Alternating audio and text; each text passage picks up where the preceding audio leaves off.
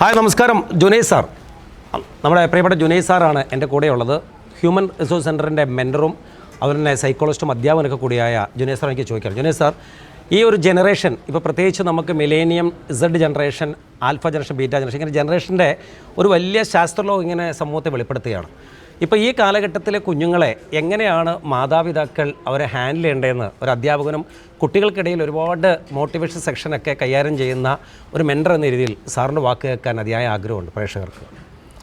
യഥാർത്ഥത്തിൽ ഇപ്പോൾ നമ്മൾ പ്രധാനമായിട്ടും ഫേസ് ചെയ്യുന്നൊരു പ്രശ്നമാണ് ജനറേഷനുകൾ തമ്മിൽ അഡാപ്റ്റ് ചെയ്യാൻ പറ്റുന്നില്ല. പുതിയ ജനറേഷൻ്റെ വൈബ് ഓൾഡ് ജനറേഷന് മനസ്സിലാവുന്നില്ല, ഓൾഡിനോടൊപ്പം ഇവർ പോകുന്നില്ല. എല്ലാ കൗൺസിലിംഗ് റൂമുകളും അതാണ് പ്രശ്നം. യഥാർത്ഥത്തിൽ നമ്മുടെ ഒരു സോഷ്യൽ മീഡിയ കാലത്ത് അവർക്കൊരു ഡിലേയ്ഡ് ഗ്രാറ്റിഫിക്കേഷനുള്ള പ്രശ്നമുണ്ട്. അതായത് ഇൻസ്റ്റൻറ്റ് ഗ്രാറ്റിഫിക്കേഷനാണ് ഇഷ്ടം. കുട്ടികളുടെ അറ്റൻഷൻ ഫോക്കസ് സ്പാൻ കുറയുകയാണ്. അപ്പോൾ ഡിലേയ്ഡ് ഗ്രാറ്റിഫിക്കേഷൻ ഉണ്ടെങ്കിൽ മാത്രമേ ക്ഷമയോടുകൂടി ഡിസിപ്ലിനോടുകൂടി ഒരു ലോങ് ടൈം ഗോളിനെ അച്ചീവ് ചെയ്യാൻ വേണ്ടി അവർക്ക് വർക്ക് ചെയ്യാൻ പറ്റുള്ളൂ. അപ്പോൾ ഇൻസ്റ്റൻറ്റ് ഗ്രാറ്റിഫിക്കേഷനിൽ നിന്ന് ഡിലേയ്ഡ് ഗ്രാറ്റിഫിക്കേഷൻ മാറണമെങ്കിൽ കുട്ടിക്കാലം മുതൽ തന്നെ അവരുടെ ചില വിഷയങ്ങളിൽ ചില നോവർച്ചുകൾ ഉണ്ടാവണം. അത് ഡിസിപ്ലിൻ്റെ ഭാഗമാണ്. അത് ചെറിയ കാലം മുതൽ ഉണ്ടാവണം.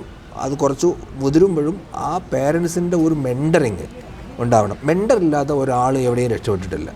ആ മെൻറ്റർ ചില വഴിക്ക് തിരിച്ചുവിടണം അല്ലെങ്കിൽ നിയന്ത്രിക്കണം. അത് അനിവാര്യമാണ്.